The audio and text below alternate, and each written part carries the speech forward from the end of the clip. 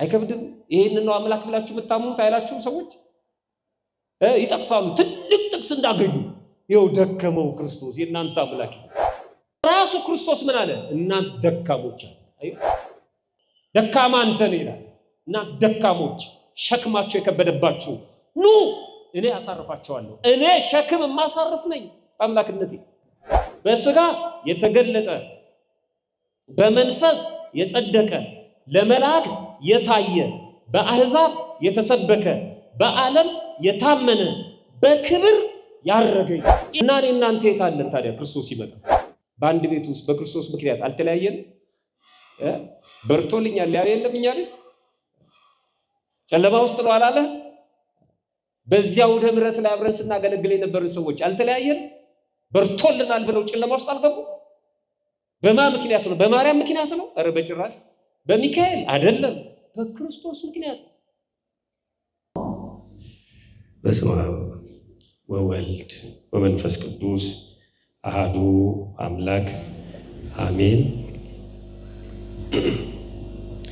የተከበሩ አባታችን እና መምህራችን የመጽሐፍቱ የቅኔው የዜማው የቅዳሴውና የስብከተ ወንጌሉ ባለሙያ ክቡር መላከ ሰላም አምደወርቅ ደሴ የዚህ ታላቅ እና ጥንታዊ ደብር አስተዳዳሪ፣ ክቡራን እና ንዑዳን አዕይንተ እግዚአብሔር ካህናት፣ ሊቃውንተ ቤተክርስቲያን አባቶች እና ወንድሞች፣ በዚህ በተቀደሰ ቦታ ከሩቅ እና ከቅርብ ተገኝታችሁ እግዚአብሔርን ደጅ የምትጠኑት የእግዚአብሔር ልጆቹ ምእመናን እና ምእመናት እንዲሁም ሕፃናት በቅድሚያ በልዑል እግዚአብሔር ስም እንደምን ሰነበታችሁ? እንደምን አመሻችሁ?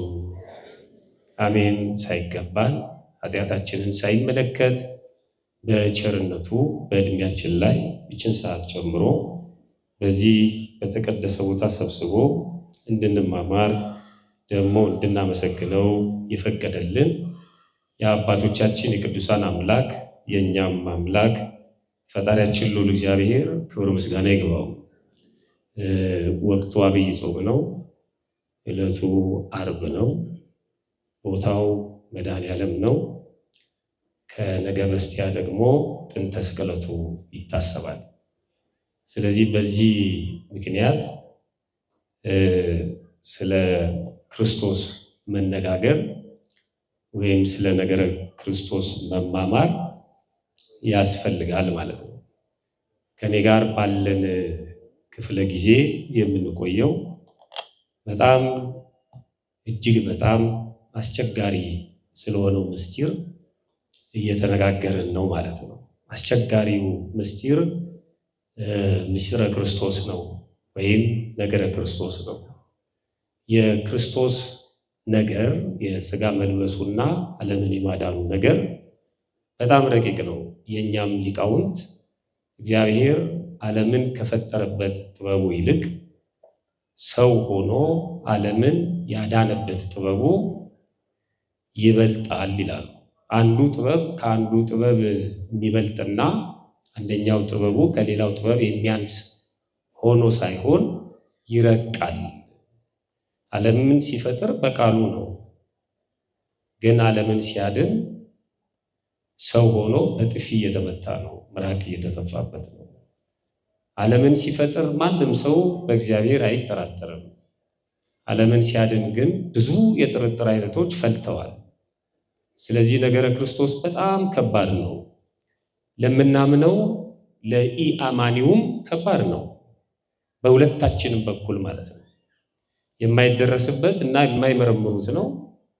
በተጻፈልን ልክ ለአባቶቻችን በተገለጸላቸው ልክ እነሱ ባስረዱን እና ባቆዩልን ልክ ነው የምንረዳው ማለት ነው። ፈጣሪያችን በቸርነቱ ጥበቡንና ምስጢሩን እንዲገልጥልን በድጋሚ መልካም ፈቃዱ ይሆንልን። ስለዚህ ርዕሳችን ነገረ ክርስቶስ ነው የሚሆነው ማለት ነው።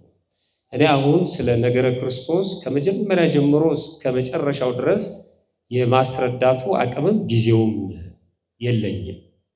ነገር ግን ቅዱሳት መጻሕፍትን መጽሐፍ ቅዱስን ጨምሮ ስናነብ እና ስለ ክርስቶስ ለመረዳት ስንሞክር ማድረግ የሚገባንን ጥቂት ነጥብ ነው ማነሳው። ሌሎች ደግሞ ማድረግ የሚገባቸውን ትተው እንዴት እንደሳቱ ለማመላከት ወይም ለመጠቆም ነው ማለት ነው። አለቃ ዘነበ የተባሉ ጸሐፊ፣ የጥንት ጸሐፊ በ1957 ዓመተ ምህረት የታተመ አንድ መጽሐፍ አላቸው። በ1957 የታተመ መጽሐፍ ነው። መጽሐፈ ጨዋታ ይባላል። መጽሐፈ ጨዋታ ቧልትና ፌዝ፣ ቀልድ የሚያስተምር ወይም የያዘ መጽሐፍ ሳይሆን የቤተ ክርስቲያናችንን ምስጢር ነገረ ክርስቶስን ጨምሮ ቀለል ባለ መልኩ እያዋዛ የሚያስቀምጥና እንደ ሰማይ የራቀው ወደ ምድር ዝቅ አድርጎ ለምዕመናን የሚያስረዳ መጽሐፍ ነው። ፈልጋችሁ ብታነቡት በዚህ አጋጣሚ ደስ ይለኛል። በእጆቻችን ላይ ባሉ ስልኮችም ጎግል ላይ ሰርች ብናደርግ እናገኘዋለን። ግን አሁን አይደለም። መጽሐፈ ጨዋታ በ1957 ዓመተ ምህረት የታተመው ስለ ክርስቶስ ሲናገሩ እንደዚህ ይላል። አለቃ ዘነበ የተባሉ ጸሐፊ ናቸው። የክርስቶስ ነገር እጅግ አስቸገረ ይላሉ። የክርስቶስ ነገር ማለት ነገረ ክርስቶስ ማለት ነው። ራሱ ክርስቶስ አይደለም፣ ግን ሰው የሆነው አምላክ የሚያደርጋቸው፣ የሚያሳያቸው፣ ያስተማራቸው፣ የፈጸማቸው ነገሮች ዓለም እንዲረዳው አልቻለም። በጣም ከባድ ነው፣ ረቂቅ ነው ብለው ነው የሚጀምሩት። ስለዚህ ምን ይላሉ? የክርስቶስ ነገር እጅግ አስቸገረ፣ ልጅ ስለሆነ ይሆንን ይላሉ። ልጅ ስለሆነ ይሆንን? አንድ ጊዜ ተርቤ አላበላችሁኝም ይላል። አንድ ጊዜ 5 እንጀራ ለ5,000 ሰው አብልቶ አትርፎ ያነሳል ይላል። እኔ አሁን ይሄን መዘርዘር ራሱ ረጅም ሰዓት ነው የሚፈጀው። ይህን ለሊቃውንቱ ተዋለሁ፣ እናንተም እንድታነቡት እና እንድትጠይቁ በዚህ አጋጣሚ እጠቁማለሁ። በጣም የሚገርም ነገር ነው ያመጡት። የክርስቶስ ነገር እጅግ አስቸገረ፣ ልጅ ስለሆነ ነውን? የልጅ ነገር እንደምንለው ማለት ነው። አንዱ ብስል አንዱ ጥሬ እንደምንለው ከላይ ያለው ሰሙ እሱ ነው። ልጅ ስለሆነ ይሆንን? ስጋ መልበሱ ነው፣ በእኛ መካከል መገኘቱ ነው፣ በጥፊ መመታቱ ነው፣ ርቦኛል የሚበላላችሁ ብሎ መጠየቁ ነው፣ ሰው በመሆኑ ነው እያለ ይሄዳል። ልጅ በመሆኑ ነው ይሉና አንድ ጊዜ 5 እንጀራ ወስዶ ከ5,000 ሕዝብ በላይ ሲያበላ ይታያል። አንድ ጊዜ ደግሞ ተርቤ አላበላችሁኝም ይላል። ረሃብተኛ ሆኖ ከ5,000 ሕዝብ በላይ ማብላት እንዴት ይችላል? ከ5,000 ሕዝብ በላይ 5 እንጀራ በርክቶ እያበላ እንዴት ተራብኩ ይላል ይላሉ። ይቀጥሉና ኢየሱስ ይላሉ ሰርግ ቢጠሩት በቃና ዘገሊላ ይላሉ። ትክክል ነው።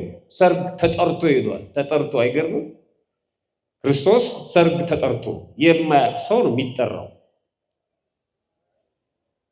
የማያውቅ ሰው፣ ስለ ጉዳዩ ምንም ሐሳቡ የሌለው ሰው በዚህ ቀን ሰርግ ነው ተብሎ ለዛ ሰው አዲስ ነገር ነው የሚነገረው። ደግሞ ላለ ለሚጨበጥ ለሚዳሰስ ነው፣ በመካከል ለሚገኝ። ግን በጣም የሚገርም ነው። ክርስቶስ ወይም ኢየሱስ ሰርግ ቢጠሩት በቃና ዘገሊላ ውሃውን ጠጅ አድርጎ አጠጣ ይላሉ። እውነት ነው ሐሰት ነው? ንገሩኝ። እውነት ነው ሐሰት ነው? እውነት ነው። ሰርግ ቢጠሩት ሌላው ሰው ተጠርቶ በልቶ ጠጥቶ ነው የሚሄዱ። ደግሞ ከፍ ሲል በልቶ ጠጥቶ ብቻ አይደለም ተችቶም ነው የሚሄዱ። በልቶ ጠጥቶ በርቆ ሊሄድ ይችላል። በልቶ ጠጥቶ ተራግሞም ሊሄድ ይችላል። ክርስቶስ ግን እንደሱ አይደለም። ሰርግ ቢጠሩት ውሃውን ወደ ወይን ጠጅ ቀይረው ይላል። በጣም የሚገርም።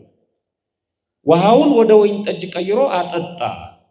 በሰው ሰርግ እንዲህ ከሆነ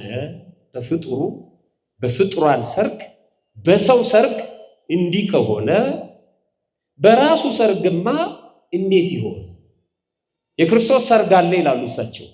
በራሱ ሰርግማ እንዴት ይሆን? ምን ነው የእግዚአብሔርን ልጅ ሰርግ አይቼ ከድግሱ በልቼ ጠጥቼ ከዚያ ወዲያ ምን ነው በሞቱ ይላሉ።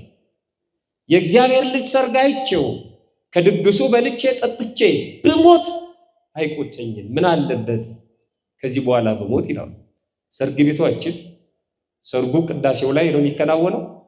ሙሽራው ክርስቶስ ነው፣ ፍሪዳው ራሱ ነው። በሰርግ ቤት ተጠርተን በቅዳሴው ሰዓት የምንመገበው የክርስቶስን ምንድነው? ቅዱስ ሥጋና ክቡር ደም። ተጠርቼ በቅቼ ንስሐ ገብቼ በሰርጉ ዕለት ማለት ነው፣ በሰርጉ ቤት ከዛ ከሰርጉ በልቼ ጠጥቼ ወዲያው በሞት ምን አለበት? ይህንን ሞት ለኛም ይስጠን በእውነት አይደል? አትፈልጉት? በልቶ ጠጥቶ መሞት ማለት ነው የክርስቶስን ሥጋና ደም ማለት ነው። እግዚአብሔር ለዚህ ያብቃን ሁላችንን። በጣም የሚገርም መጽሐፍ ነው። አስቸጋሪነቱን ገልጠዋል። እንደገና ደግሞ የእሳቸውንም ምኞት ገልጠዋል። ልክ ነው። የክርስቶስ ነገር በጣም አስቸጋሪ ነው። ግማሹ ክብር ምስጋና ይግባውና ግማሹ ፍጡር ነው ይለዋል። ግማሹ ነቢይ ነው ይለዋል።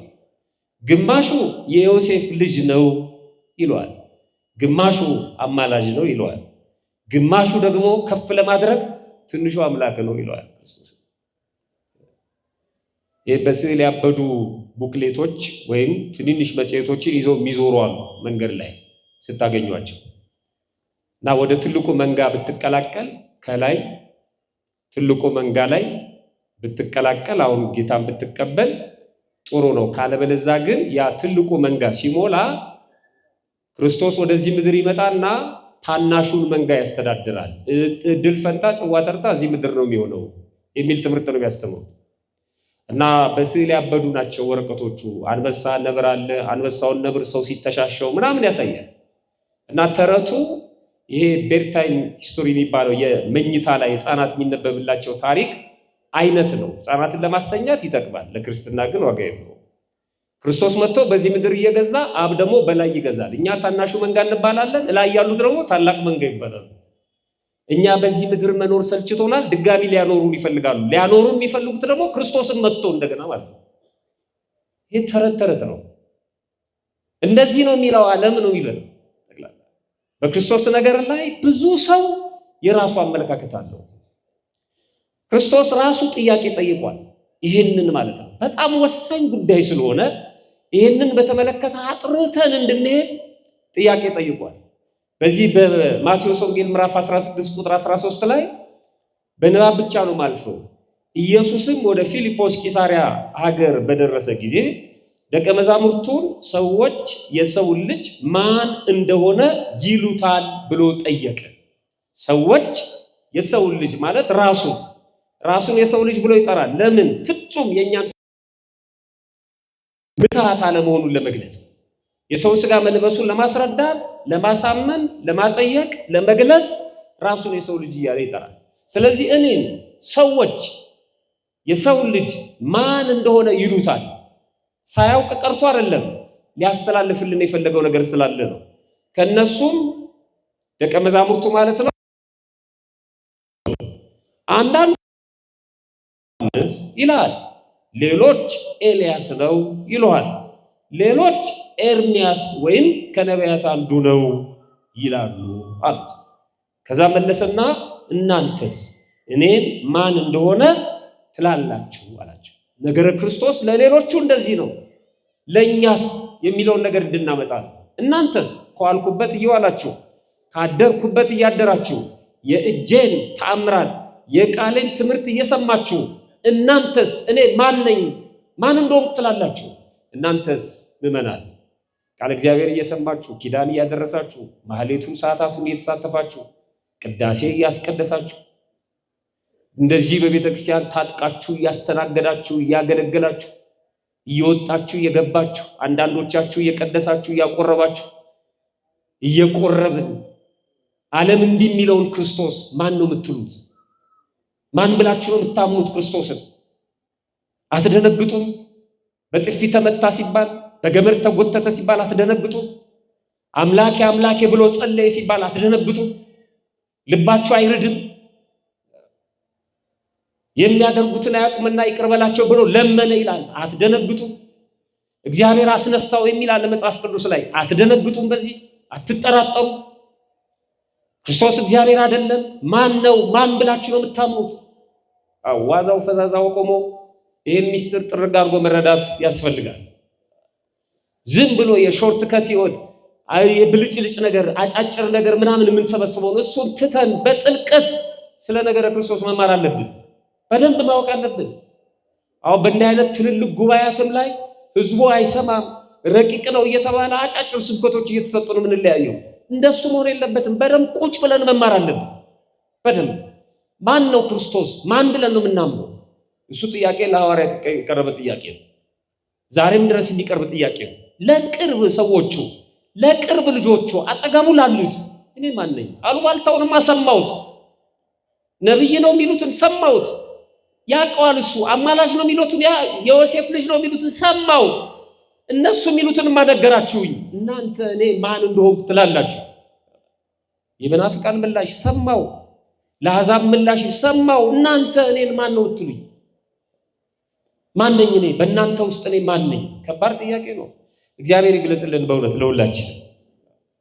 እናንተስ እኔ ማን እንደሆንኩ ትላላችሁ አላቸው። ያኔ ስምዖን ጴጥሮስ መለሰና እንዲህ አለ፣ አንተ ክርስቶስ የሕያው እግዚአብሔር ልጅ ነህ አለው። ከዛ ክርስቶስ ምን አለ? የዮና ልጅ ስምዖን ሆይ በሰማያት ያለው አባቴ ነው እንጂ ሥጋና ደም ይህንን አልገለጠልህም። ስለዚህ ብፁዕ ነህ። እኔም እልሃለሁ አንተ ጴጥሮስ ነህ፣ በዚህች ዓለት ላይ ቤተክርስቲያኔን እሰራለሁ፣ የገሃነም ደጆች አይችሏትም። የመንግሥተ ሰማያትን መክፈቻ እሰጥሃለሁ። በምድር የምታስረው ሁሉ በሰማይ የታሰረ ይሆናል፣ በምድር የምትፈታው ሁሉ በሰማይ የተፈታ ይሆናል አለው። እኔ አሁን ይህን የማብራራበት ሰዓት የለኝም፣ ግን ሁለት ነገሮች ስንወስድ እኛ እንደ ቅዱስ ጴጥሮስ ነን። አንተ ክርስቶስ የሕያው የእግዚአብሔር ልጅ ነህ ብለን ነው የምናምነው። እኛ እንደዚህ ነው የምናምነው። የእግዚአብሔር ልጅ እግዚአብሔር ነው።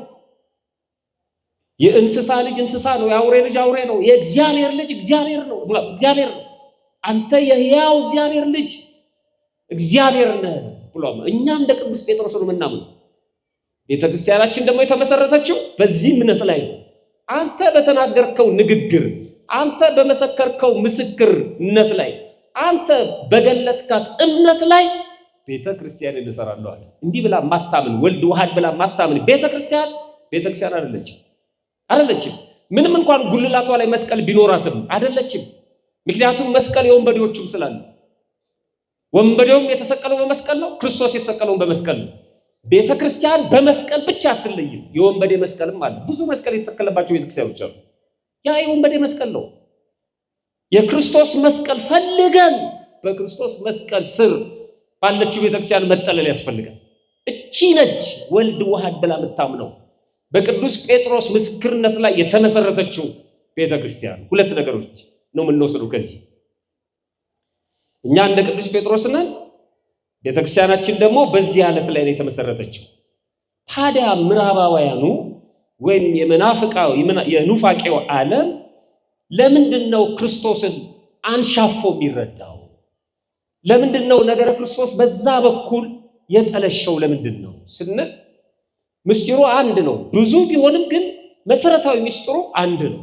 ምክንያቱም እኛ ያገኘነው በዚህ መጽሐፍ ቅዱስ ስለሆነ፣ የመጀመሪያው ይሄ ስለሆነ፣ መነሻው መጽሐፍ ቅዱስ ስለሆነ መጽሐፍ ቅዱስን የመረዳት፣ መጽሐፍ ቅዱስን የማንበብ፣ መጽሐፍ ቅዱስን የማስተማር፣ መጽሐፍ ቅዱስን የማመን ስልታቸው የተንሻፈፈ ስለሆነ፣ የመረዳት አቅማቸው ደካማ የሆነው የመግለጽ አቅማቸው ደካማ ስለሆነ፣ መጽሐፍ ቅዱስን የመረዳት አቅም ስለሌላቸው ነው። በ10 ጣታችን ነው የምንናገረው። ይሄ አሁን ከዚህ በኋላ በምናገረው ንግግር ነው ማሳያችሁ። መጽሐፍ ቅዱስን ለመረዳት የሚሞክሩት በማንበብና በማንበብ ብቻ ነው። በቃ ስታነበው ይገባል፣ አንብበው ነው የሚሉት። ወዳጄ እንኳን መጽሐፍ ቅዱስ ኬሚስትሪም ዝም ብለህ ስታነበው ይገባል። አጋዥ መጽሐፍ አለ፣ አጋዥ መምህራን አለ። ይሄ እግዚአብሔር ቃል ነው። ስላነበብከው ብቻ አይገባል። መነሻው ግን እሱ ሊሆን ይችላል። ለሚያነብ ሰው ለመረዳት ማንበብ አለበት ወይ ማስነበብ አለበት። እሱ መነሻ ሊሆን ይችላል። በንባብ ብቻ መረዳት ከባድ ነው። የምን ትርጓሜ ነው? የምን ምሳሌ ነው ይለዋል። በቃ በማንበብ ብቻ ነው። በላ ካለ በላ ነው፣ ሄደ ካለ ሄደም። ከዚህ ቃል የጨመረ የቀነሰ ይሉናል። ለመሸምደድ ይሞክራሉ። የመጽሐፍ ቅዱስ ጥናት በቀን 1 ምዕራፍ አንብብ፣ በቃል ያዘው ይላሉ። መሸምደድ መጽሐፍ ቅዱስን መናገር ብቻውን አያጸድቅም ወዳጄ። መሸምደድ አይደለም ለመናፍቁ ለኛም አያጸድቅም መሸምደድ። ውዳሴ ማርያም መሸምደድ፣ አዲስ ኪዳንን መሸምደድ፣ ብሉይ ኪዳን መሸምደድ ብቻውን ጥቅም የለውም። ለማሻገር ነው መሸምደድ። ወደ ልቡ ካላስገባው የሸመደደው ምንም ዋጋ የለውም። ይሄ ድምጽ ዋጉያ ሞንታርቦ ብዙ ሊቃውንት አመስግነውበታል። በዚህ አይጸድቅም እሱ በግባት መውጣቱ ብቻና ማስተላለፉ ብቻውን አያጸድቀው። ወደ ህይወት መተርጎም አለበት። በንባብ ብቻ ለመረዳት ስለሚሞክሩ ነው። መጽሐፍ ደግሞ እንደዚህ ይላል፣ ንባብ ይቀትል ወትርጓሜ ያዩ። ንባብ ምንድነው? ይገድላል። ህይወት የሚሰጠው ግን ትርጓሜው ነው ይላል። ማንበብ ብቻውን ያጠፋል። ማንበብ ብቻውን ይገድላል። ንባቡን ብቻ መያዝ ከባድ ነው ይላል ቅዱስ ጳውሎስ ነው በሁለተኛ ቆሮንቶስ መልእክቱ ምዕራፍ 3 ቁጥር 6 ላይ። ስለዚህ ቤተክርስቲያን ደግሞ ሕያዊት ናት። በንባብ ከሚሞቱት አይደለችም። ንባቡን ታቀነዋለች፣ ንባቡን ትተረጉመዋለች። የቤተክርስቲያን የመጽሐፍ ቅዱስ የማስተማር ስልቷ ወይም ሃይማኖትን የመግለጥ ስልቷ 3 ነው። በ3 ወገን ነው መጽሐፍት የምታስተምረው። አንደኛው በንባብ ነው የምታስተምረው። ሁለተኛ በትርጓሜ ታስተምራለች። ሶስተኛ በምስጢር ታስተምራለች። በንባብ፣ በትርጓሜ፣ በምስጢር። የቤተ ክርስቲያኒቱ ሊቃውንት ንባብ ያቀኑ፣ ትርጓሜ ያሄዱ፣ ምስጢር ያደላደሉ ይባላሉ። ሙሉ ሲሆኑ ማለት ነው። ንባብ የሚያቀኑ ናቸው። አቅንተው የሚያነበው የሚያስነብቡ ናቸው። አይታችሁ ከሆነ በቤተ ክርስቲያን መጽሐፍት ሲነበብ ዝም ብሎ አይደለም። አንባቢው ወደፊት ወጣ ብሎ ያነባል። ደግሞ ከኋላ ሊቃውንቱ አሉ። በተለይ አስነባቢዎች ደግሞ አሉ እና የሚያነበው ሰው ፊደሎቹን በአይኑ እየዘገነ በአንደበቱ ሲናገር ጆሮውን ግን ለሊቃውንቱ ነው የሚሰጠው። ያቀኑታል። አሁን ወንጌል በቅዳሴ ጊዜ ሲነበብ ወንጌሉን ለማንበብ ልኡካኑ ሲወጡ በቅደስ ውስጥ ያስቀድሱ ከነበሩት ታላላቅ አባቶች መካከል አስተዳዳሪዎችን፣ አለቆቹን ጨምሮ ማለት ነው ወደፊት ይወጣሉ። ምን ለማድረግ ነው? ለማቅናት ነው። ምዕራፉን፣ ቁጥሩን፣ ንባቡን፣ ተነሹን፣ ተጣዩ ለመመለስ ነው። ዝም ብሎ አይኬድም። ዋናና ዋና ልዩነት ስላለው ማለት ነው። ዝም ብሎ አይጋለም። መጀመሪያም ሲጀምር ከንባብ ነው የሚጀምረው ማለት ነው። አንዳንድ ሰው እኮ አቅንቶ ሳያነብ ሊያስተምር ይሞክራል። እንደዚህ አይነቱ ከባድ ነው። በጣም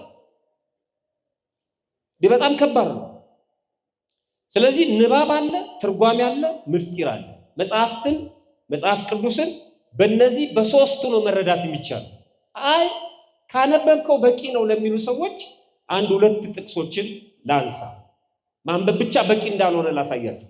ለምሳሌ የማቴዎስ ወንጌል ምዕራፍ 10 ቁጥር 34 ላይ እንደዚህ ይላል፣ በምድር ላይ ሰላምን ለማምጣት የመጣው አይምሰላችሁ ይላል። ልብ አድርጎ ክርስቶስ ነው ይህንን የሚናገረው።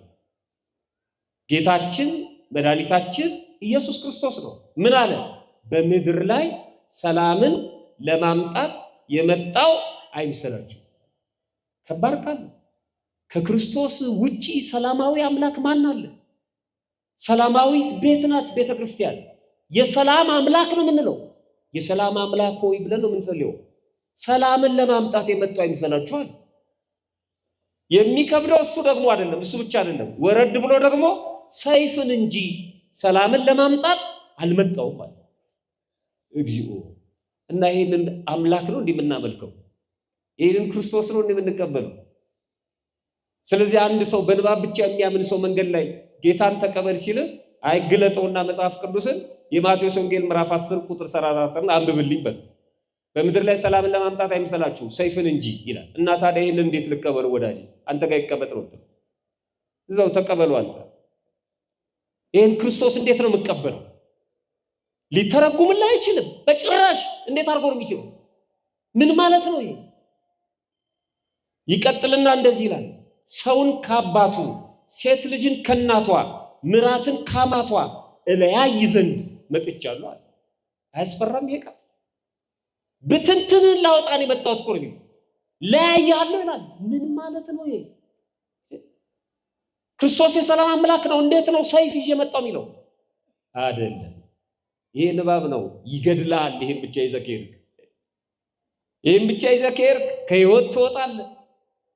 ይሄ ታዲያ ምን ማለት ነው? ምንድነው ትርጓሜው? ሰይፍ ማለት ትርጓሜው ሰይፍ የተባለው እሱ ነው ራሱ ክርስቶስ። ሰይፍ የተባለው የምናምነው እምነት ነው። ምስጢሩ ምንድነው? ሰይፍ አንድን ነገር ለሁለት እንደሚከፍለው በእኔ ምክንያት ትለያያላችሁ። በእኔ ምክንያት ማንና ማን ነው የሚለያዩት? ሰውን ከአባቱ፣ ሴት ልጅን ከእናቷ፣ ምራትን ከአማቷ ለያያለ። በአንድ ቤት ውስጥ በክርስቶስ ምክንያት አልተለያየንም? በርቶልኛል ያለ የለም እኛ ቤት ጨለማ ውስጥ ነው አላለ? በዚያው ወደ ምሕረት ላይ አብረን ስናገለግል የነበሩ ሰዎች አልተለያየንም? በርቶልናል ብለው ጨለማ ውስጥ አልገቡ? በማን ምክንያት ነው? በማርያም ምክንያት ነው? ኧረ በጭራሽ። በሚካኤል አይደለም፣ በክርስቶስ ምክንያት። ሰይፍ ነው ክርስቶስ፣ ይለያል። የሁላችሁ የተራው ሰይፍ አንድን ሰው ለሁለት ነው የሚከፍለው። እሱ ግን አንድን ሰው ለሁለት አይደለም፣ ሰውን ከሰው ነው። ከዚህኛው ሰይፍ የሚለየው በዚህ ሰውን ከሰው እለያይ ዘንድ ትለያላችሁ በእኔ ምክንያት። ከኔ ይልቅ እናቱን አባቱን የሚወድ ለኔ ሊሆን አይገባውም ማለት። ዓለም የሚያሳድዳት ይህችን ቤተክርስቲያን በክርስቶስ ምክንያት ነው። ምልክቷ መስቀል ነው። እሱም የተሰቀለው መስቀል ነው። መስቀል እየለዩ ያነዷታል። ስቃይዋን የምትበላው በክርስቶስ ነው። ሌላ ምልክት ብታደርግ ማንም አይነካትም። ዓለም የሚወደውን ምልክት ብታደርግ ገና ነው። በእኔ ምክንያት ትለያያላችሁ፣ ትጠላላችሁ ሲል ትርጉሙና ሚስጥሩ ይሄ ነው። አንድ ንባብ ልጨምር። መጽሐፈ መክብብ ምዕራፍ 11 ቁጥር 1 ንባብ ነው። እንደዚህ ይላል፣ እንጀራህን በውሃ ላይ ጣለው ከብዙ ቀን በኋላ ታገኘዋለህ ይላል። በጣም ይገርማል። በቃ ንባብ ነው። እና እዚህ ምን ትጠብቃለህ? እንጀራን እያዝክ ወደ ወንዝ ሂድ። መጽሐፍ ቅዱስ የምታምን ከሆነ ጌታን የምታምን ከሆነ እንጀራን በወጥ እያደረግክ ወደ ወንዝ ሄድ ነው። ቆይቶ በአዲስ ኪዳን ተርጉሞታል ይሄንን አምላካችን። ይሄ በብሉይ ኪዳን የተነገረ ቃል ነው። በአዲስ ኪዳን ሲመጣ ራሱ ያስተማረውን ክፍል ላሳያችሁ። የሉቃስ ወንጌል ምዕራፍ 14 ቁጥር 12 እንጀራና ውሃን ተርጉሞታል። እንደዚህ ይላል፣ ምሳ ወይም ድግስ የጠራውን ሰው ስለ ድግስ በተናገረበት አንቀጹ ማለት ነው። ምሳ ወይም ድግስ ያደረገውን ሰው ደግሞ እንዲህ አለው፣ ምሳ ወይም እራት ባደረክ ጊዜ እነሱ ደግሞ በተራቸው ምናልባት እንዳይጠሩ ብድራትም እንዳይመልሱልህ ወዳጆችህንና ወንድሞችህን ዘመዶችህንም ባለጠጎችንም ጎረቤቶችህንም አትጥራ። ነገር ግን ግብዣ ባደረክ ጊዜ ድሆችንና ጉንድሾችን አንካሶችንም እውሮችንም ጥራ። የሚመልሱት ብድራት የላቸውም፣ ብፁዕ ትሆናለህ፣ በጻድቃን ትንሣኤ ይመለስልሃል። ምን ማለት ነው? እንጀራህን በውሃ ላይ ጣለው ያልኩ እንጀራ ይዘህ ያለህን እንጀራ እህልና ውሃ መጠጡን እንጀራውን በድሆች ከርስ ጣለው። ውሃ ያለው የድሆች ከርስ ነው። እንጀራ ውሃ ላይ ሲጣል አይገኝም። ተመልሶ እንጀራ አይሆንም። ለድሃ የሰጠውንም እንጀራ መልሳ አታገኘውም። እንጀራ በዶሮ ወጥ ሰጥተው ያ ድሃ እንጀራ በዶሮ ወጥ አይመልስልህ። ነጭ እንጀራ ብልተው ነጭ እንጀራ ያመጣልን ከየት ያገኛል? እሱ የሰጠውን ሊሰጥ አይችልም። ተው፣ እሱን ውሃ ውስጥ እንደገባው ቁጥረው። ከብዙ ጊዜ በኋላ ታገኘዋለህ ማለት በጻድቃን ትንሣኤ እኔ መልስልሃለሁ። ምን ብዬ? ተርቤ አብልተኸኛል እልሃለሁ፣ ተጠምቼ አጠጥተኸኛል እልሃለሁ። ና አንተ አባቴ ብሩክ ወደ መንግሥተ ሰማያት ግባ ብዬ መልስልሃለሁ። አሁን ግን በእኔ ይሁንብህ፣ እንጀራህን ለድሆች ስጥ እያለ ነው። አቤት ይህች ቤተክርስቲያን በእውነት የሚገርም ነው። በጣም የሚደንቅ ነው። እነዚህ ቱባ እውቀት ያላቸው ሊቃውንት እንደዚህ ቆመው ቢያስተምሩ እኔ ዝም ብዬ ነው የሰማሁትን እያነጠብኩ ነው መነግራቸው። በትክክል አይደለም አስረግጬ አይደለም የምናገረው። የሚገርም ነው። በንባብ ብቻ የሚጋለብባት ቤት አይደለችም። አንድ ልጨምር። የማቴዎስ ወንጌል ምዕራፍ 25 ግልጽ ነው። ይሄ በየመንገዱ ጌታን ተቀበል እያለ ጥቅስ ቢጠቅስልን ሰው እዛው መልስለት፣ እዛው አንተ ጋር ይሁን በለው። መጥቶ መማር ከፈለገ ቁጭ ብሎ መማር ነው። ይሄ ደግሞ ስድብ አይደለም፣ እውነት ነው። ይተቹናል፣ ስለ ነገር ክርስቶስ አያስተምሩም፣ አያውቁም ይሉናል። እንዴት ነው ማታቆች ቤተክርስቲያን? እኛ ላናቅ እንችላለን። እኛን የማይበሉ ልክልካችን ይገሩ። እኛ ሚሞራችንም አጭር ነው። የሆነ ነገር ይነገራል፣ ከንፈር መጥቶ መሄድ ነው። እቺን ቤተክርስቲያን ግን በእኛ ምክንያት ሲነቅፏት ያንገበግባል። ትምህርቷ በጣም ረቂቅ ነው። በጣም ይኸውላችሁ ንባብ ብቻ ደግሞ ላሳያችሁ። አንድ የማቴዎስ ወንጌል ምዕራፍ 25 ላይ ሄዱና አንብቡ። እንደዚህ ይላል፣ የሰው ልጅ በክብሩ በሚመጣበት ጊዜ ይላል። የሰው ልጅ እያለ የሚጠራው ራሱን ነው። በክብሩ በሚመጣበት ጊዜ፣ በዳግም ምጽአት ጊዜ ክርስቶስ ሲመጣ ከእርሱ ጋር ቅዱሳን መላእክት ሁሉ ይላል። ዛሬ ያስፈልጉ የሚባሉት መላእክት ያኔ ይመጣሉ ይላል ክርስቶስ። እና ያኔ ሲመጡ አይታዘቡን? መላእክትም አብረው ይመጣሉ እኮ። የሚገርም የሚደንቅ እኮ ነው። ቅዱሳን መላእክቱ በሙሉ ያኔ በዙፋኑ ላይ በክብሩ ይቀመጣል።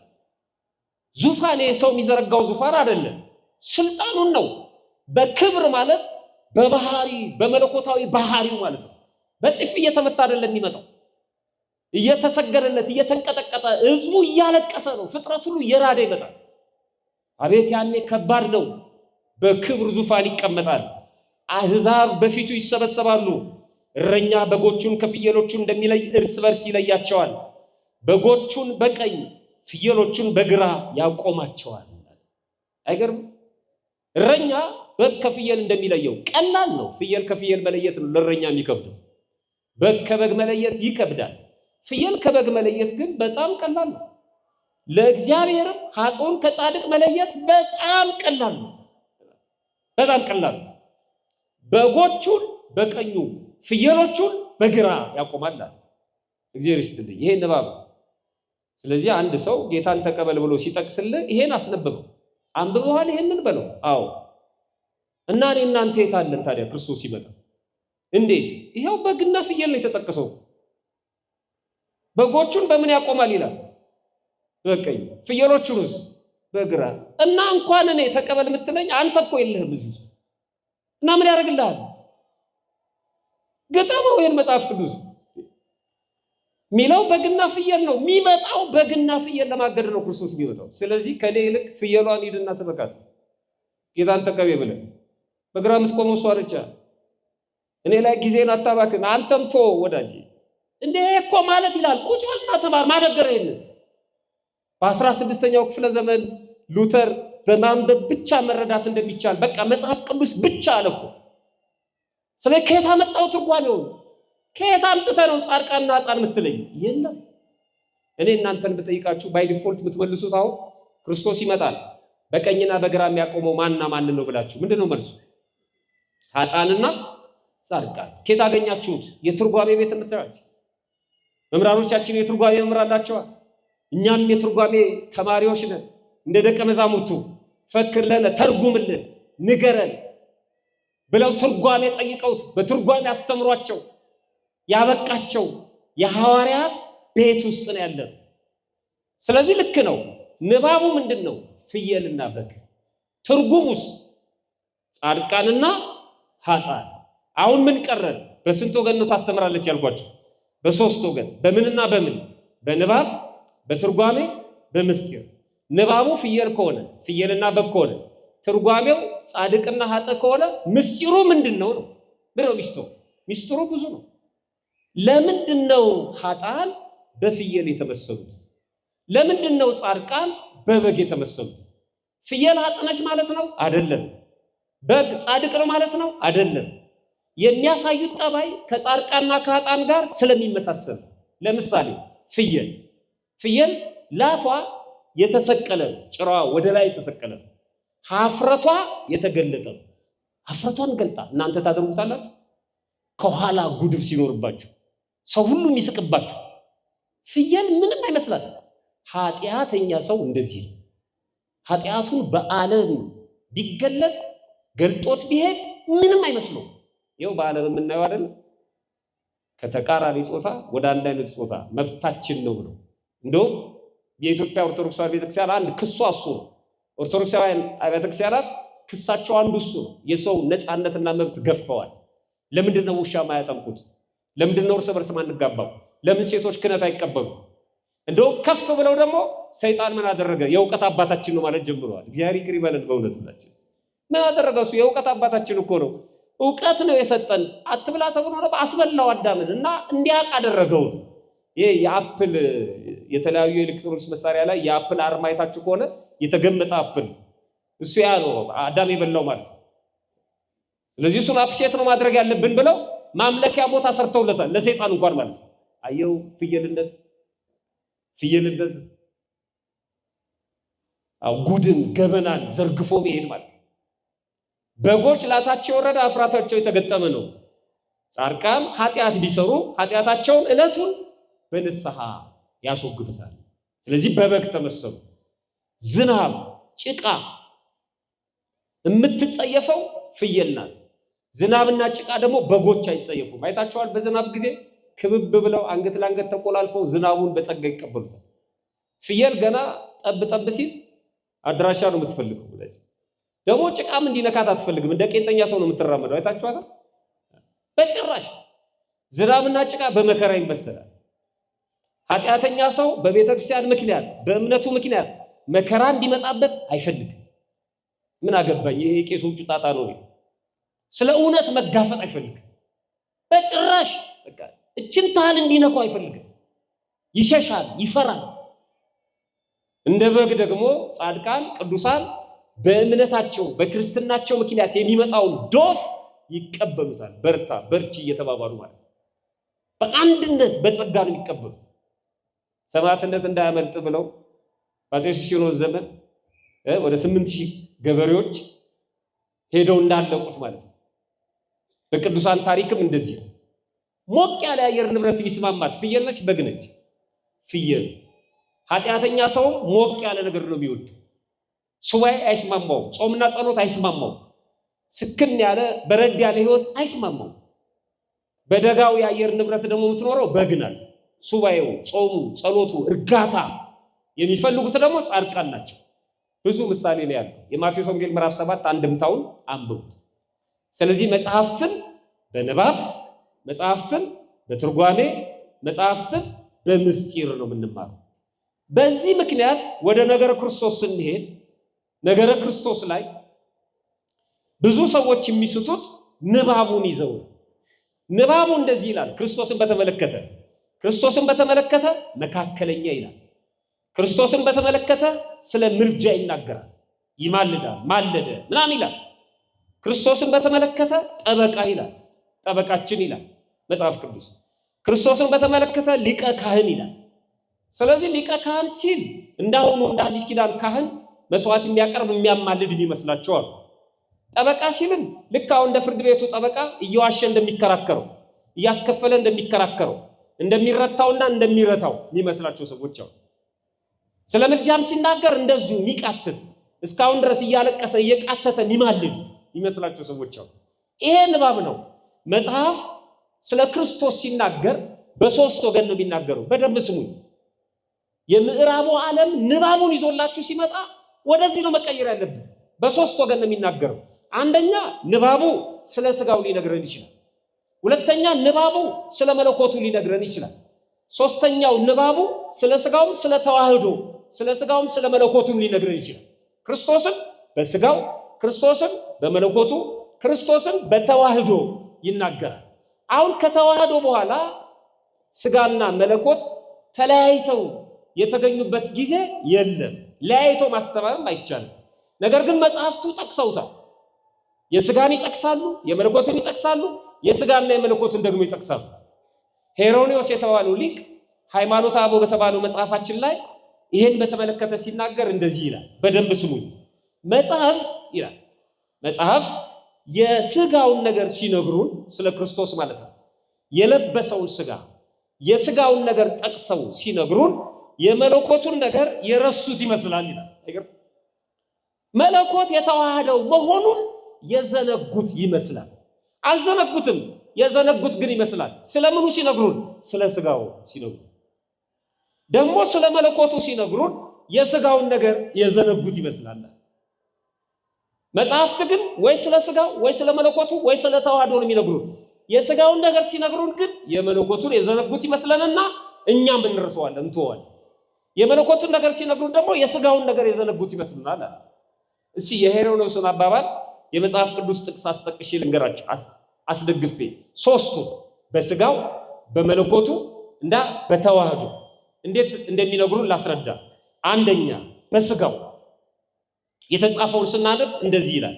የዮሐንስ ወንጌል ምዕራፍ 4 ቁጥር 6 ላይ በዚያም የያዕቆብ ጉድጓድ ነበረ። ክርስቶስ ስጋ ለብሶ በምድር ላይ እየተመላለሰ በሚያስተምርበት ጊዜ ነው። የያዕቆብ ጉድጓድ ነበረ። ያቺን ሳምራዊት ሴት አስታውሷል። ውሃ ልትቀዳ ሄዳ አጠገቧ የተገኘው ክርስቶስ ማለት ነው።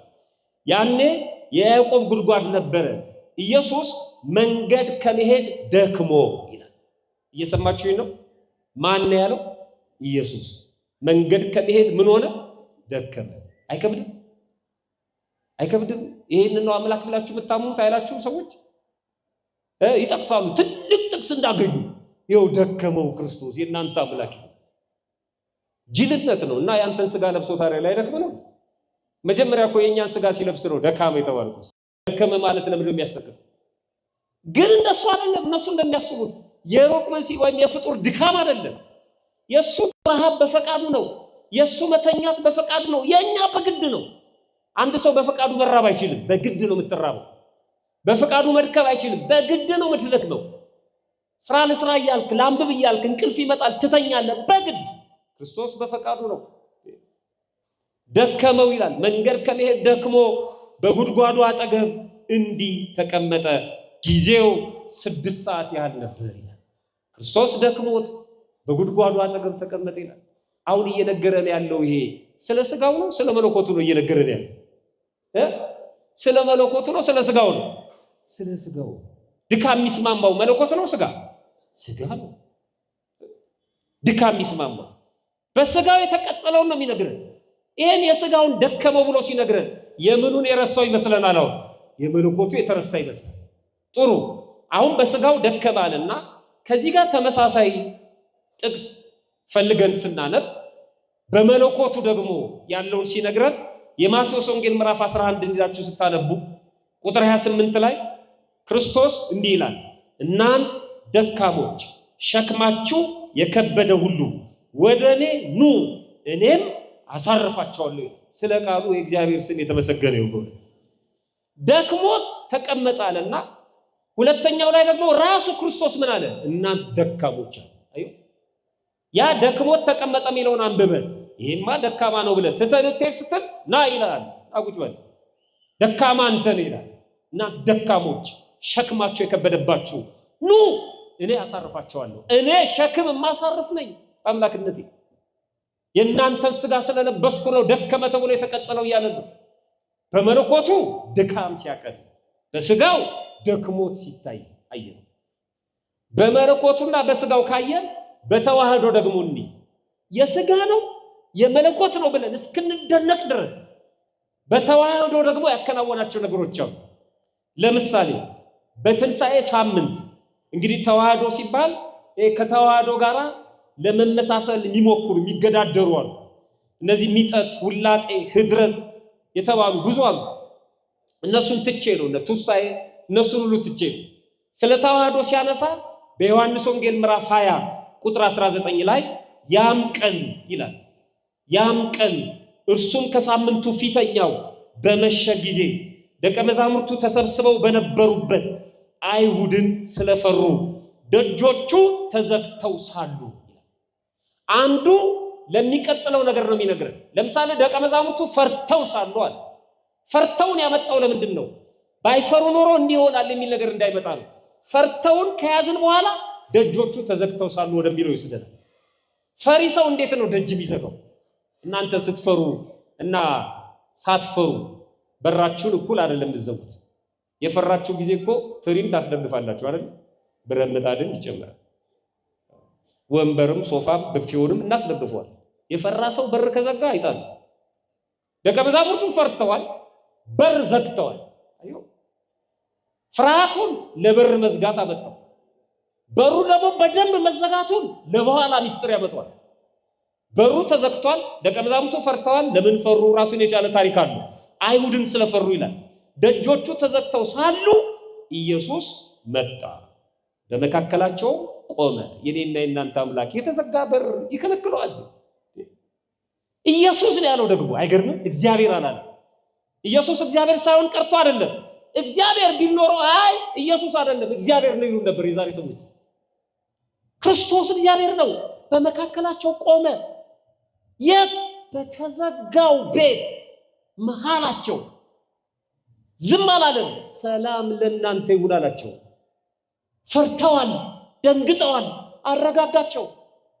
የሁላችሁ በትንሣኤ ሳምንት አክፋይ ያለን የምንዞረው ለዚህ ነው። የማረጋጋት ጉዞ ነው። የፈሩ የደነገጡ ሰዎች ክርስቶስ ተነስቷል እንኳን ደስ አላችሁ የምንልበት ጉዞ ነው። አክፋይ በልጅነታችሁ አክፋይ ዳቦ ይዛችሁ አልሄዳችሁ? ወላጆቻችን የንስሐ አባታቸውን ይጠይቃሉ። የክርስትና እናትና አባት ይጠይቃል። ክርስቶስ በመካከላቸው ቆሞ ሰላም ለእናንተ ይሁን ያለበትን ማለት ነው። ቆጥራ ዳግም ትንሣኤ ትሏለች ቤተክርስቲያን። የዚህ ቤት ልጆች ያደረገን አምላካችን ክብር ምስጋና ይግባው። በእውነት እኛ ቀላዋጭ አይደለም። ሁለቱን የነገረን በመካከላቸው ቆመ ሲልና ደጆቹ ተዘግተው ሳለ ገባ ሲለን፣ አሁን ክርስቶስ የገባው በስጋው ነው ካልን እንዴት ደጆች ተዘግቶ ይገባል? ስጋ በተዘጋ ቤት እንዴት ያንኳኳል እንጂ አይደል? አይ በመለኮቱ ነው የገባው ስጋ የለም ካልን በመካከላቸው ቆመ አልብና። መለኮት በመካከል ይቆማል እንዴ? መለኮት የት ነው ቦታው? አድራሻው ረቂቅ ነው፣ ሙሉ ነው፣ ስፉ ነው፣ በሁሉ ቦታ ነው ያለው። በመካከል ቆመ ሲለን የመለኮቱን ነው የሚነግረን። ደጆቹ በመካከል ቆመ ሲለን የስጋውን ነው የሚነግረን፣ ስጋ መልበሱ። ደጆቹ ተዘግተው ሳሉ ገባ ሲለን ደግሞ የመለኮቱ ነው። በስጋው ነው የገባው፣ በመለኮቱ ነው። ረቂቅ ነው፣ በተዋህዶ ነው የገባው አምላካችን። መጽሐፍት እንደዚህ ነው የሚነግሩ። እዛ ጋር ደካማ ያልከው አምላክ እና አንተ ነህ ደካማ ይላል። በተዋህዶ ደግሞ ሲነግረን እንደዚህ ይነግረናል። ቤተክርስቲያን በዚህ መልኩ ነው ቅዱሳት መጽሐፍትን የምታስተምረን። ለመጨረሻ በጣም እንዳልኳችሁ ረጅም ስለሆነ በዚህ ምክንያት አንዱን ብቻ አንስቼ ነው ትምህርቴን ማጠቃለል። በንባብ በትርጓሜ በምስጢር ማየት አለብን የክርስቶስን ነገር። ያው ተራበ ሲለን ስለ ስጋው፣ ተጠማ ሲለን ስለ ስጋው፣ የዳዊት ልጅ ሲለን በስጋው፣ የዳዊት ዘር ነኝ ሲል በመለኮቱ ነው። አንዱን ብቻ ላንሳ ከሚስቱበት መካከለኛ የሚል መካከለኛ ለነሱ ሶስት ጣት አለ። አንዱ ከዳር ነው፣ አንደኛውም ከዳር ነው፣ አንዱ መሃል ላይ። ለነሱ መካከለኛ ይሄ ነው። ለመናፍቃው ለምዕራቡ ዓለም መካከለኛ ማለት ከክርስቶስ ጋር የተሰቀሉ ሁለት ወንበዴዎች አሉ። በቀኝ የተሰቀለ አለ፣ በግራ የተሰቀለ አለ፣ በመካከል የተሰቀለ አለ። መካከለኛው ማን ነው? ክርስቶስ። ለነሱ መካከለኛ ይሄ ነው የሚመስላቸው። መካከለኛን ሲፈቱት እንዴት ነው የሚፈቱት? በላይ አባቱ አለ አብ፣ ከመካከል ክርስቶስ አለ፣ ከታች ደግሞ እኛ አለ። ስለዚህ ምን ያደርጋል ክርስቶስ? የእኛን ልመና ይቀበልና ለአባቱ ያስተላልፋል። የአባቱን ምሕረት ደግሞ ይቀበልና ለእኛ ያመጣል። በቃ መካከለኛ እሱ ነው ለነሱ ማለት ነው። ይህማ ጅልነት ነው። ይህማ የመጨረሻ ቂልነት ነው። ግን መካከለኛ ምንድን ነው? መካከለኛ የቦታ አይደለም፣ ላይና ታች ግራና ቀኝ አይደለም። መካከለኛ የቦታ አይደለም። መካከለኛ የስልጣንም አይደለም። የስልጣን መካከለኛ አይደለም፣ የቦታ መካከለኛም አይደለም። ታዲያ መካከለኛ ምንድን ነው? መካከለኛ ማለት አምላክ ብቻ አይደለም፣ ሰውም ብቻ አይደለም። ሰው የሆነ ምንድን ነው? አምላክ ነው። መካከለኛ እሱ። መለኮት ብቻ አይደለም፣ ስጋ ብቻም አይደለም። ስጋና መለኮት ተዋህደው እሱ ነው መካከለኛ ማለት። ስንገልጠው እሱ ነው። እግዚአብሔር በመለኮታዊ ባህሪው በርቀቱ ብቻ አይደለም። በስጋው ደግሞ የሚጨበጥ የሚያዝ የሚሞት የሚፈርስ የሚበሰብስ ደግሞ አይደለም። የስጋም የመለኮትም ውሁድ ነው። በስጋ በመለኮትም አምላክ ወሰብ አምላክ ሰው ሲሆን ሰው ደግሞ አምላክ ሆኗል። መካከለኛ ማለት እሱ ነው። እሱን በመጽሐፍ ማየት ይቻላል። ለምሳሌ አንደኛ ጢሞቴዎስ ምዕራፍ 2 ላይ ቁጥር 5 እነሱ በተንሻፈፈ መልኩ የሚጠቅሱት ጥቅስ እንደዚህ ነው የሚለው፣ አንድ እግዚአብሔር አለ፣ በእግዚአብሔርና በሰው መካከል ያለው አንድ እግዚአብሔር ነው ያለው። ልብ አድርጉ። እሱ በእግዚአብሔርና በሰው መካከል ያለው ምን ማለት? እግዚአብሔርም ሰውም የሆነው። በጣም የሚገርም እኮ በእግዚአብሔርና በሰው መካከል የቦታ አይደለም፣ ቅድም እንደነገርኳችሁ የስልጣን አይደለም። እግዚአብሔርም ሰው እንደ ሰው የኛን ስጋ ለብሷል፣ ደግሞ መለኮትን ተዋህዷል። ያ ሥጋ ማለት ነው። ቅድም እንዳልኳችሁ በተዘጋ ቤትም ይገባል፣ በመካከልም ይቆማል። በእግዚአብሔርና በሰው መካከል ያለው መካከለኛው ደግሞ አንድ አለ፣ እሱም ሰው የሆነ ክርስቶስ ኢየሱስ ነው። ሰው በመሆኑ ነው መካከለኛ የተባለው። አምላክ ሰው ሆነ፣ እሱ መካከለኛ ነው። ሰው ብቻም አይደለም፣ አምላክ ብቻም አይደለም። በሌላ ቦታም ይሄን ሲገልጠው አንደኛ ጢሞቴዎስ ምዕራፍ 3 ቁጥር 16 ላይ እግዚአብሔርን የመምሰል ምስጢር ያለ ጥርጥር ታላቅ ነው። እግዚአብሔርን የመሆን ሥጋ የመልበስ ይሄ ምስጢር ያለ ጥርጥር ታላቅ ነው። በሥጋ የተገለጠ እግዚአብሔር ልብ አድርጎ የተገለጠው በምንድን ነው? በሥጋ መካከለኛ ያስባለው እሱ ነው። በሥጋ የተገለጠ በመንፈስ የጸደቀ ለመላእክት የታየ በአሕዛብ የተሰበከ በዓለም የታመነ በክብር ያረገ ይላል። ይሄ ነው መካከለኛ። ይሄ ነው ክርስቶስ። ይሄ ማለት ምን ማለት ነው? አምላክ ነው፣ ሰውም ነው፣ እረኛም ነው፣ በግም ነው፣ ውሃ ለማኝ ነው፣ ውሃ ሰጪም ነው፣ የዳዊት ልጅ ነው፣ የዳዊት ዘር ነው። የሚገርም ነው። እስኪ አብረን እንበለው። አምላክ ነው በሉ፣ በደንብ በሉት። አምላክ ነው፣ ሰውም ነው፣ እረኛ ነው፣ በግም ነው፣ ውሃ ለማኝ ነው፣ ውሃ ሰጪም ነው፣ የዳዊት ልጅ ነው፣ የዳዊት ዘርም ነው። በቃ ይሄ ነው ክርስቶስ። መካከለኛ ማለት ይሄ ነው። ይሄን ምንም ልታደርጓት ሲል ይሄ አማላጅ አይደለም፣ ይሄ ፍጡር አይደለም፣ ይሄ ነብይ አይደለም። የመጨረሻውን ቅዱስ ዳዊት በተመለከተ የዳዊት ልጅና የዳዊት ስር የሚለውን ብቻ አንብቤ ትምህርቴን አጠቃልላለሁ። የዮሐንስ ራእይ ምዕራፍ 22 ላይ ሄዳችሁ አንብቡ። እኔ ኢየሱስ ብሎ ነው የሚጀምረው። የዮሐንስ ራእይ ምዕራፍ 22 ቁጥር 6 እኔ ኢየሱስ ይላል። ልብ አድርጉ። እኔ ኢየሱስ በአብያተ ክርስቲያናት ዘንድ ይህን እንዲመሰክርላችሁ መልአኬን ላኩት። በጣም የሚደንቅ ነው። በአብያተ ክርስቲያናት ዘንድ ይህን እንዲመሰክርላችሁ መልአኬን ላኩት። እኔ ኢየሱስ እኔ የዳዊት ስርና ዘር ነኝ፣ የሚያበራ የንጋት ኮከብ ነኝ። የዳዊት ምንና ምንድን ነኝ አለ? በደንብ ያዙት። ምንና ምን? ስርና ዘር ነኝ። ስር ሲል ምን ማለቱ ነው? ፈጣሪው አስገኘው ነኝ። የዳዊት ዘር ሲልስ ምን ማለቱ ነው? የተወለደው ከማዘር ስለሆነ ነው፣ ከዳዊት። እመቤታችን ቅድስት ድንግል ማርያም ክብር ምስጋና ይግባትና በአባቷ በኩል ከዳዊት ከንጉሱ ነች አይደለ? በእናቷ በኩል ደግሞ ከካህኑ ከአሮን ነች። ስለዚህ ከእመቤታችን ስለተወለደ የማዘር ተባለ ክርስቶስ፣ የዳዊት ዘር። ግን የዳዊት ዘር ብቻ አይደለም፣ የዳዊት ደግሞ ምኑ ነው? ስሩ ነው። እንዴት ነው ይህንን አምላክ ማንለው? እንዴት ነው አማላጅ የሚሆነው? እንዴት ነው ትንሹ አምላክ የሚሆነው? እንዴት ነው ነብይ የሚሆነው? የዳዊት ስሩ እኔ ነኝ አለ። እንዴት ነው የሚነግረን? የዳዊት ዘሩ። ለዚህ ነው መጽሐፍ ቅዱስ ላይ ሲለምኑት የዳዊት ልጅ ሆይ ማረኝ። በጣም ይገርም እኮ የዳዊት ልጅ ሆይ ማረኝ። የዮሐንስ ወንጌል ምዕራፍ 6 ላይ ሲነግራቸው ይሄንን የነገራቸው ስለ አብርሃም ታሪክ በነገራቸው ጊዜ በመጀመሪያው ስለ አብርሃም ታሪክ ሲነግራቸው አንተ አብርሃም ከመወለዱ በፊት ያልነበርክ፣ እንደውም ምን አሉት? ገና 50 ዓመት ያልሞላ። ጀግኖች እኮ ናቸው። እኔ በጣም ነው መወዳቸው። እነሱ ጥያቄ ባይጠይቁ ኖሮ ክርስቶስ አይናገርም ነበር። አንዳንድ መምህራን የቤተክርስቲያን ሊቃውንት በተፈጥሯቸው መናገር አይወዱም እና ተማሪዎች ሲናገሩ እንደዚህ የአብነት ተማሪዎች የኔታ ጥሩ አድርገው እንዲያብራሩ ከፈለጉ ማበሳጨት ነው ይላሉ። ማበሳጨት ነው። ይመጡና ያበሳጯቸዋል።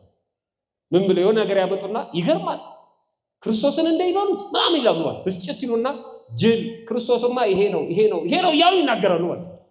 በመንፈሳዊ ቅናት ማለት ነው። እና አይሁድም ጥያቄ ጠየቁት።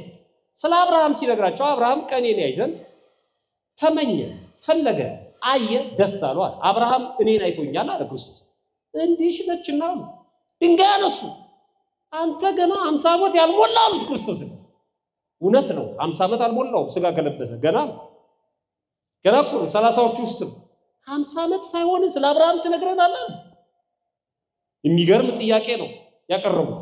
50 ዓመት ሳይሞላ እንዴት ስለ አብርሃም ትነግረናለህ? ዮሐንስ ወንጌል ምዕራፍ 8 ቁጥር 56 ላይ አባታቸው አብርሃም ቀኔን ያይ ዘንድ ሐሴት አደረገ፣ አየ፣ ደስ አለው። አይሁድ ገና 50 ዓመት ያልሆነ አብርሃምን አይተዋልን አሉት። ኢየሱስ እንዲህ አላቸው፣ እውነት እውነት እላቸዋለሁ አብርሃም ይወለድ እኔ ያለሁ። እርፍ አያረግም ይሄ ልብ። በወንጌሉ ቅዱስ ዮሐንስ በምዕራፍ 1 ቁጥር 1 ላይ በመጀመሪያ ምን ነበር አለ? ቃል የት ነበረ? በእግዚአብሔር ዘንድ ነበር። ቃል ራሱ ምን ነበር አለ? እግዚአብሔር። ከዛስ ምን ሆነ? ሥጋ ለበሰ።